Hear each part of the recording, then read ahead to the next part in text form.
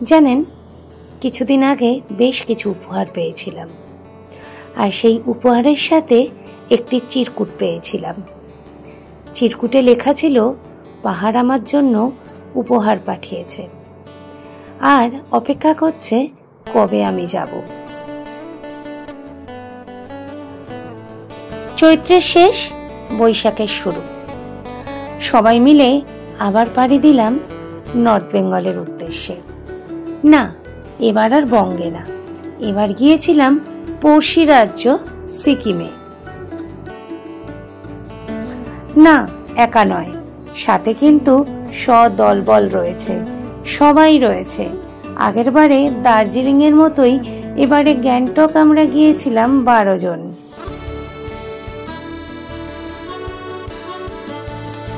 দুই কন্যে, মিস্টার পান্ডা, শাশুড়ি মা, মা শাশুড়ি, মামা শ্বশুর, মামি শাশুড়ি আর দেওরদের নিয়ে পৌঁছে গিয়েছিলাম গ্যাংটকে, সিকিমের রাজধানী গ্যাংটকে।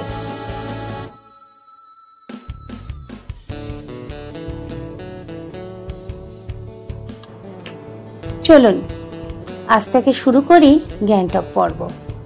আজকের রইল ছোট্ট একটি ভূমিকা।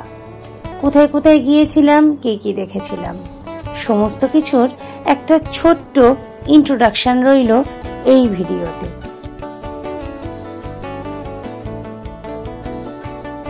জানেন, জীবনের প্রথম পয়লা বৈশাখে বাড়ির বাইরে, তাও আবার এমন একটি জায়গায়। পয়লা বৈশাখের দিন ছিলাম ছাঙ্গুতে, বরফাবৃত সাদা কালো ক্যানভাসে।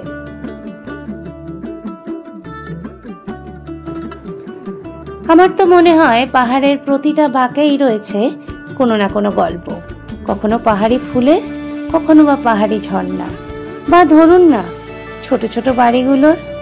আর মনেস্ট্রি তো রয়েইছে, পাহাড়ের সাথে মনেস্ট্রি একাত্ম হয়ে আছে।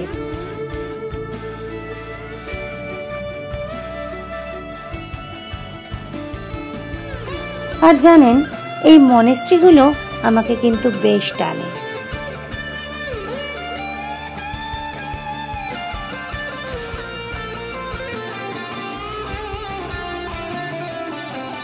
চলুন, আমার নতুন সিরিজে আপনাদের সবাইকে স্বাগত।